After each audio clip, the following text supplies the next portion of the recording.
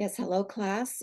Today we're going to be discussing chapter 9, and I'm going to be getting over to my PowerPoints. We can get started. So chapter 9 is called the Hematopoietic and Lymphoid Systems. So basically, we're going to be reviewing blood pathologies. So hematopoiesis is the formation of blood. The bone marrow is the source of all of our blood cells. And mature cells will develop from those special stem cells that are found there. There are two main family types of cells. We have the lymphoid family and the myeloid family, and you should be very familiar with those by now. So what I'm going to be discussing, the major diseases that are found with leukemia, anemia, lymphoma, and bleeding disorders. So we'll start with the red blood cells. So basically, they are also known as erythrocytes. They are flexible, which allows them to pass through those very tiny capillary vessels. They are red, and that is due to the iron that is contained in their hemoglobin. The shape is one of concave discs, and this is due to a lack of nucleus and organelles, and also to maximize the ability of the red blood cells to deliver the oxygen to the body. So there's actually more surface area in this particular shape. And each cell contains approximately 280 million hemoglobin molecules, which represents about 80% of the cell. The hemoglobin itself is a very complex molecule inside the red blood cells, and it's designed to loosely bind the oxygen so that when it gets to where it needs to go, it can easily release that oxygen into the tissues. It is formed from 4 globulin groups, and each of these groups will surround one heme group. And it's the heme group that actually contains the iron. And this is where the oxygen is able to bind to the cell. So here you have a good slide. It kind of shows you what I just mentioned. Here you have your disc shape. And if it's cut in half, then you're looking at it from the side. You can see how it's concave on both sides. Then here you have that hemoglobin molecule, and then you have your different globulin chains within it. So you have the B1, here at the B2, this is A1, this is A2. And also within those, these little discs actually represent the heme group. So here you see the iron, and it's very well encased inside of all of this structure. The reason being is iron by itself is actually a very toxic mineral. So for the body to use it, it has to really be very specially packaged so it can't be too much seen or get loose into the body. So we'll start with anemia. So anemia is defined as the reduction of hemoglobin in blood to below normal levels. So where do we see this happen? Well, basically, if we have a problem with the hemoglobin itself, so it's not a normal hemoglobin, if we have a reduced number of blood cells, so let's say somebody has an accident and bleeds a lot of blood loss, well, then again, you're going to have less blood cells that are going to be available to deliver the oxygen. And then certainly when you have structural abnormalities with the red blood cells themselves. So in all of these situations, you're going to end up with hypoxia. And hypoxia has a lot of different symptoms. You can see the list here. I'm not going to go over all of them, but basically the symptoms will vary from mild to severe, again, due to how much oxygen is not being delivered to the body. If the hypoxia is long-term or especially severe, you will get major organ damage, and this can be actually life-threatening and can result in death. So this slide just shows you the basic morphology of the red blood cells. So in the center, you have normal. So you can see that these are normal discs, and the coloration is what we would expect that they should look like. So we have others. These are all basically abnormal forms that are surrounding the normal ones. So here you have megablastic anemia, and in this situation, the red blood cells look the same as normal, but they are bigger. They're actually, in fact, immature forms of red blood cells. Here you have a spherical form, so this can cause some difficulty in the blood cell actually going through those tiny vessels. So there is anemia sometimes associated with this condition. Here's another form, again elliptical, again the same sorts of issues. Some of these abnormal cells are much lighter in color, more pink in color. That represents a lack of iron in them, so they're not able to absorb the oxygen as well. And so that's why they look very pink. And then here you have a combination of pink and this is sickle cells that you see in sickle cell disease. And then here we have all sorts of crazy shapes that can even pop up in various forms of disease of red blood cells. So let's talk about types of anemia, and there are quite a few. So we're just going to talk about the major ones and cover those. So aplastic anemia, this is actually, fortunately, a rare form, but very life-threatening. And the reason being that the stem cells that are in the marrow will start to disappear. They just aren't there anymore. And this will affect all blood cell types that are being produced in the marrow. So the causes here are categorized as idiopathic. So here we have no known cause. That represents actually greater than 65% of patients that have this problem. And then there's the secondary causes. So now we know that there might be drugs or radiation or even a viral infection that could be causing it. What's interesting is that recovery can be spontaneous in some instances. However, usually it can occur once the cause is identified and that cause is eliminated. And sometimes, sort of as a treatment of last resort, these patients are going to need bone marrow transplants.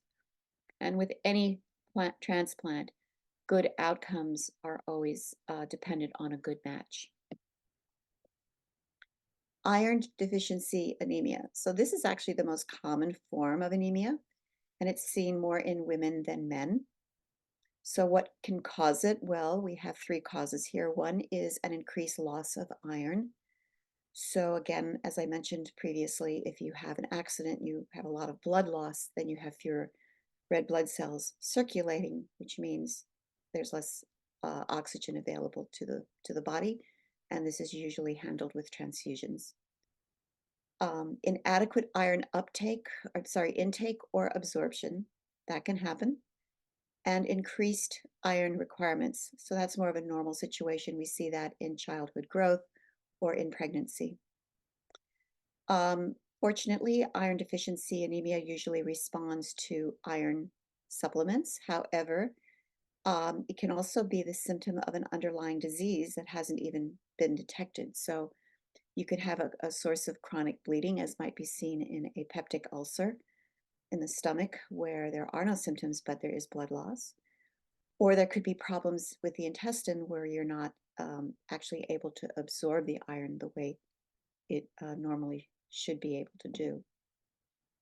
We'll move on to vitamin B12 deficiency. This is also known as pernicious anemia. Very importantly, vitamin B12 is needed to produce those red blood cells.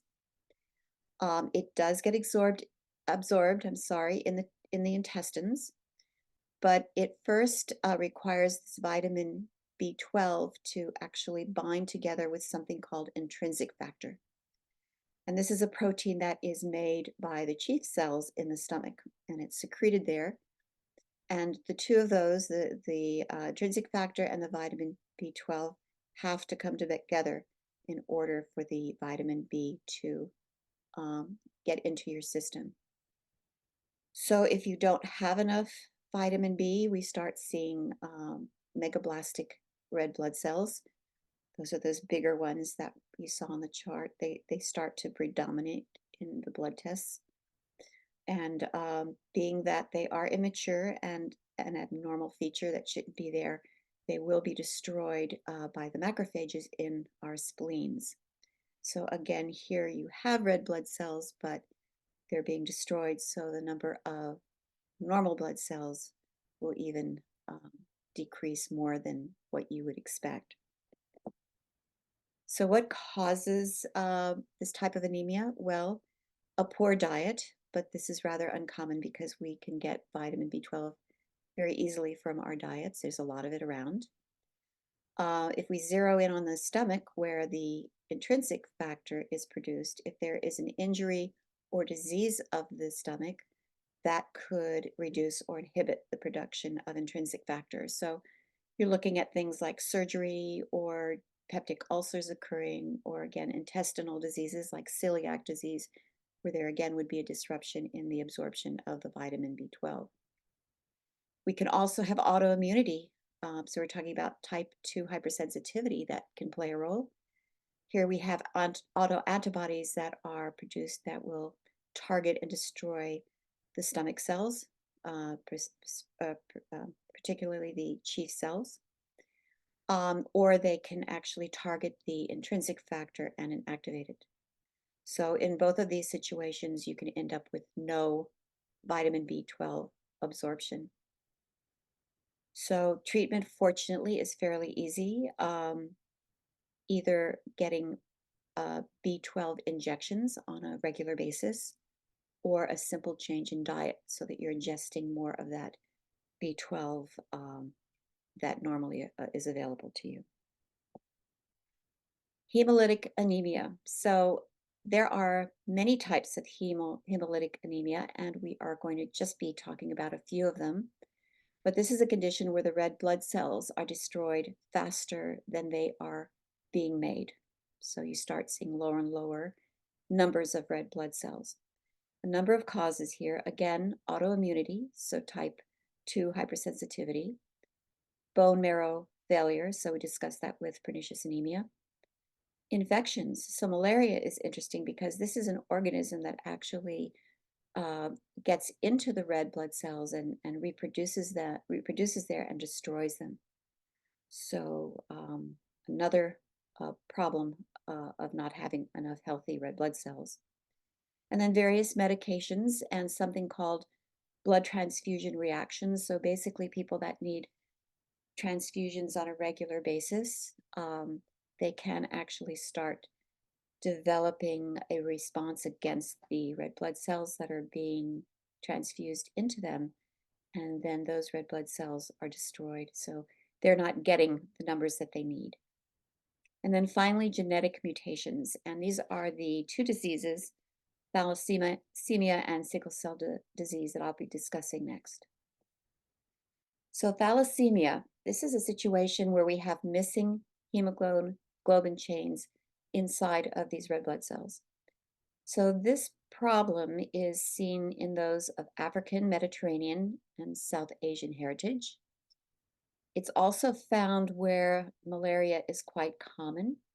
And for some reason, and we don't know why, it actually offers some protection from malaria. And again, it hasn't been determined exactly why that happens.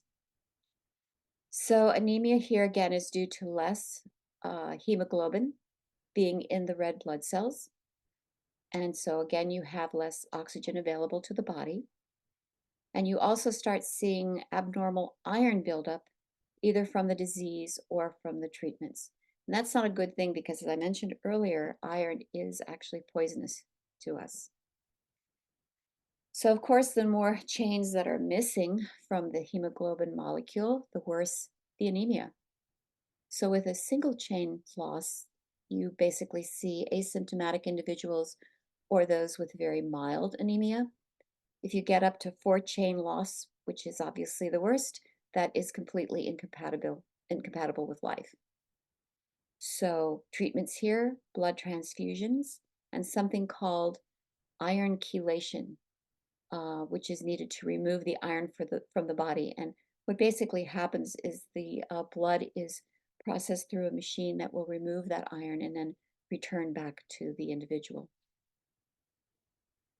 So here's a slide, and this basically shows you the normal hemoglobin here. Here you have your 4 globulin chains, the alpha, beta, and beta alpha. Here you're missing 1. So this is the more mild form of the disease. and here you're missing two, and this is now called a thalassemia major because you're going to see patients that have severe anemia. So sickle cell anemia, and this is a good slide because it shows you a normal blood cell and the sickle cell here that's formed. So we have another genetic problem here, but this time there is actually a defect that is occurring in the globulin chain, and it's actually a single DNA point mutation. So just one very simple change leads to this disease. So we see things that are very similar to thalassemia. The disease mainly occurs again in those of Mediterranean, African, and South Asian descent, and it again seems to provide some sort of protection from malaria. But the result from the mutation is very different because now these red blood cells are going to change shape and they turn into sickles. And this will occur when the individual is subjected to hypoxia. So when could that occur? Well, let's say you go up into the mountains to go skiing up in the Rockies. And as you get higher and higher in altitude, higher up to the top of the mountain, you're actually going to get less and less oxygen in the air. So that is one way where you can actually develop hypoxia. And that someone who has this particular form of anemia could see changes in their blood cells. Another way of getting hypoxia is through strenuous activity.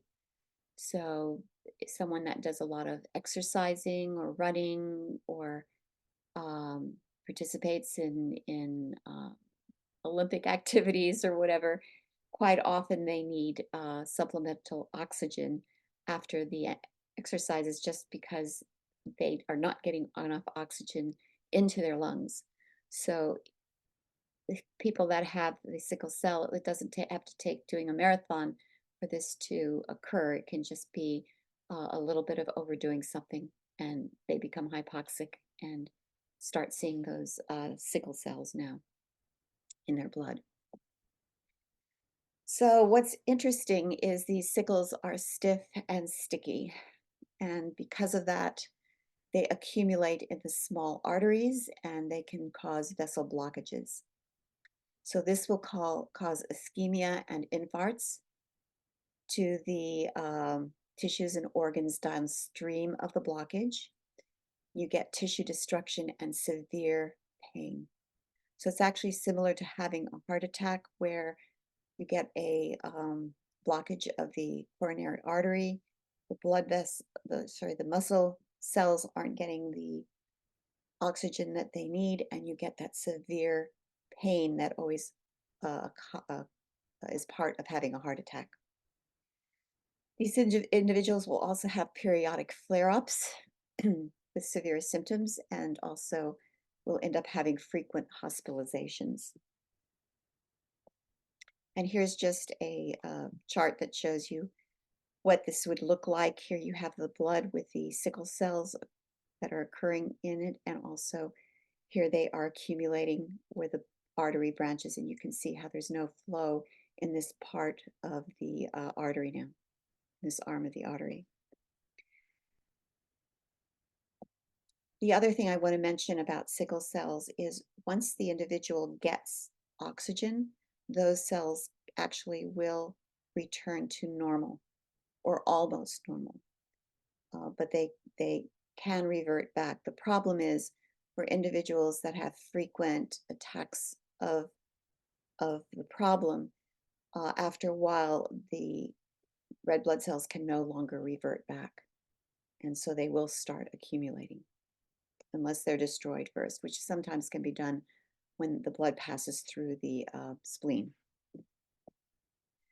So treatment, let me go back actually a slide. I didn't mention this one. So complications. So this is seen in individuals that are basically seeing symptoms at a very young age and having a lot of problems with the disease. They can have multiple strokes because these clots can accumulate in the brain. So individuals can actually have retarded intellectual development and neurologic deficits. You can see heart and vessel damage, blood vessel damage, and that can end up turning into heart failure, which is sort of an end stage heart disease problem where sometimes the only solution is to do a heart transplant. These individuals also have reduced immunity, so recurrent infections are common. And there is a high mortality rate that occurs, so premature death is actually common. So how is sickle cell treated? Well, transfusions, antibiotics, pain medication, and getting oxygen, usually in the emergency room when they have a flare-up. If possible, bone marrow transplants. So this is usually between siblings, sorry, and matches are only found approximately 10 to 15% of the time. But fortunately, there are new treatments that are being developed. So if we have no donor, um, physicians are turning to genetic engineering. And there are two forms of genetic engineering that are being used and attempted. One, which is FDA approved, is actually the use of gene therapy and involves the creation of CAR T cells. So these are lab generated, and they're basically able to insert a new globulin gene into the patient's stem cells. And I'm going to go into this a little more coming up uh, as to what this treatment actually involves. And then there's gene editing. So this is experimental still. It's not actually approved. It's sort of the end of the line treatment when everything else has failed. But this involves removing and or replacing genes using a technology called CRISPR. And I'm not going to talk any more about that today because we do have this topic being presented in our science fair this year. So I'm going to skip through this part. There's a video, but again, I'm not going to show that. So we're going to move on to malignant diseases. Of course, this is not good. There are a number of types that I'm going to be discussing today. Leukemia, lymphoma, and multiple myeloma. The causes, again, we hear this over and over again. The causes for most of these are unknown, but we do know of some viruses and oncogenes that are involved in some of the forms of these diseases. Leukemia, cells in blood. So that's where the cells, the malignant cells, are found. They're found in the blood. So basically, leukemia is cancer of the blood and bone marrow, and it involves a malignancy of the white blood cell precursors, so they're stem cells primarily, or they're premature cells. We have cancer cells that start accumulating in the bone marrow, and this will start crowding out the normal cells and the normal stem cells. So you get more and more of the malignant cells being produced and fewer of your normal cells. So then you're going to start seeing symptoms because of that. Eventually, there are so many cells that have been produced in the bone marrow that they spill out into the bloodstream and they circulate throughout the body. And that's how leukemia is actually diagnosed, is the presence of these abnormal cells in the blood. So I mentioned about decreasing numbers of normal cells. So the symptoms here that you start to see are anemia, recurrent infections, fatigue, and hemorrhage. There is a video when good blood goes bad, and this one is one you should have seen already. So again, I'm going to work my way through to our next slide. And we're going to talk about leukemia now. Might have gone a little too far. Nope, I'm sorry. I'm going to talk about leukemia types now. So we have leukemia that involves the myeloid cells, and that breaks down to acute myelogenous leukemia, AML. Then we have chronic myelogenous forms, CML.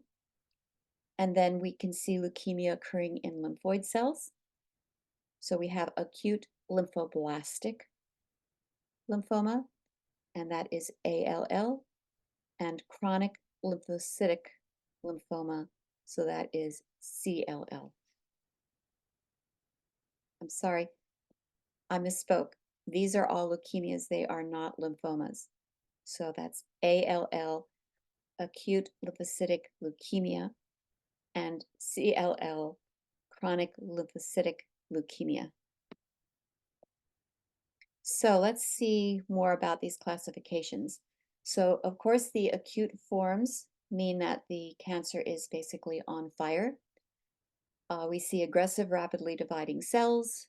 There is usually a very abrupt or sudden, stormy onset, so a lot of symptoms suddenly displaying themselves. This involves the immature white blood cells. That's where the blast designation comes from. This form of leukemia is more common in children and young adults, and without treatment, it can be fatal within months. The good news is that this form of leukemia is chemosensitive. So, for chemotherapy to work, you need to have rapidly dividing cells. And the reason for this is because chemotherapy is a poison that's being delivered to the body. And so, one way to prevent harm to the body while you're going after the cancer cells is to go after the ones that are very rapidly dividing and sort of sparing the others. But that's why you do see hair loss in people that are taking chemotherapy because the hair involves rapidly dividing cells, so they're going to be hit hard as well as these very rapidly dividing cancer cells. So chronic, again, is smoldering. It's not that uh, bonfire. This is the coals that are left over, as we've talked about before in another lecture. So here the cells are less aggressive and they are slowly dividing. The onset of symptoms is more gradual and not all at once. And also, it's the stem cells or the mature cells that develop this form of leukemia. So it is seen more in the middle-aged to older adults. And eventually it does transform into the acute type. So interestingly enough, sometimes treatment will be delayed until it is needed. And because it is chronic and these cells are dividing so slowly, chemotherapy is actually insensitive or will not work on these particular leukemias. And this just shows you an age distribution chart. Here you go from basically birth to age 70. This is the incidence of cases that are being reported. So here you can see in the very young child, we have acute lymphocytic leukemia predominating, whereas as you get older and older, you see that the chronic forms kick in as well as sort of everything is occurring with 70 and older, all types. And we will take a break.